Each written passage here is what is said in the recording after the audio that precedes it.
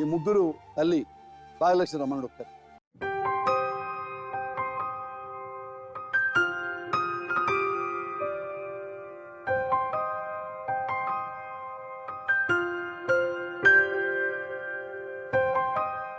మా అమ్మ బంగారం.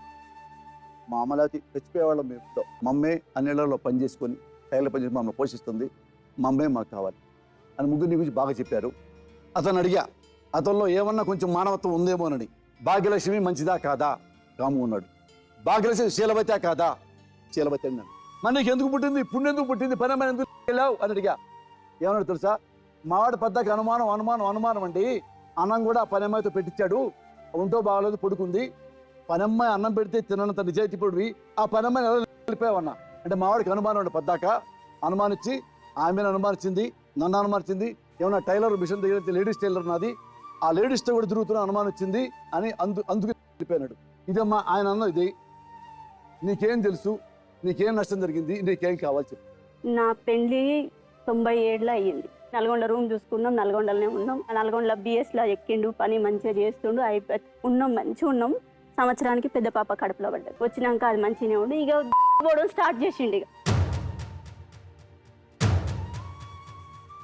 ఇక పుట్టినాక వచ్చినాక ఒక 5-6 నెలలు 7 నెలలు మంచిగా ఉండొచ్చు. ఇక పోవడం అప్పుడు మాత్రం నేను ఒక్క మాట కాదు, అనుమానించడం కాదు, అసలు నేను ఏది అనకపోయేది. ఇల్లు మార్చినాం అక్కడి నుంచి. రెండో పాప కడుపులో పడ్డాక ఆమె నక్కల పెళ్ళి అయితే మంగళ పెళ్ళి వాళ్ళ అమ్మమ్మ వాళ్ళ ఇంట్లో ఉంటుందట. ఆమెని ఈమె కడుపులో పడ్డ కానించి సంవత్సరం నుంచి ఆమె దగ్గరికి తిరిగిండంట. దగ్గరికి తిరిగి అప్పటిదా నాకు తెలియదు అసలు. తిరిగిన సంగతి తెలియదు, పోయిన సంగతి తెలియదు, ఏం తెలియదు. తెల్లారి పెళ్లి చేసుకుంటా అంటే మాకు ఇవాళ సాయంత్రం తెలిసింది.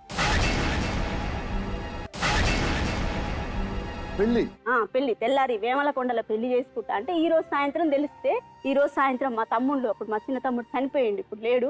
మా పెద్ద తమ్ముడు మా చిన్న తమ్ముడు ఇద్దరు ఉంటే పట్టుకొచ్చి దాచిపెట్టాం. ఎన్నెళ్ళు ఈయనని పట్టుకొచ్చి, ఎందుకంటే నాకు ఆడపిల్లలు వెనుక ఈ పాప పుట్టింది. అప్పటికి పుట్టినాక 21 రోజు నెల వెళ్ళినట్టుంది. పట్టుకొచ్చి ఎన్నెళ్ళు 6 నెలలు దాచేయడం అంటే అమ్మోళ్ళ ఇంటికాడ ఉన్నాం. వాళ్ళు నల్గొండ మొత్తం దోలాడిరు. వాళ్ళు ఏది ఆ పెళ్లి చేసుకుంటాను బట్టలకు పైసలు ఇచ్చిరట. కట్నం ఎంత ఇస్తానో తెలియదు ఆ సంగతి, కానీ 5,000 అయితే బట్టలకు పైసలు ఇచ్చిరట.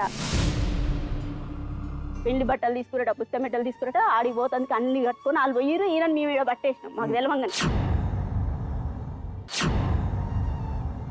సాయంత్రం మా బావలు అందరు పట్టుకొచ్చినాక మా బావలు ఏం చేసిరు, అడుగుతురు మా బావలు, ఎందుకు ఇట్ట చేసినవరా, దాన్ని మోసం చేద్దామన్నా, దాన్ని 2 పిల్లలు ఆడపిల్లలు ఉండ్రి. ఇప్పుడు నిలబెట్టి అడుగుతుంటే అప్పుడు తెలిసిన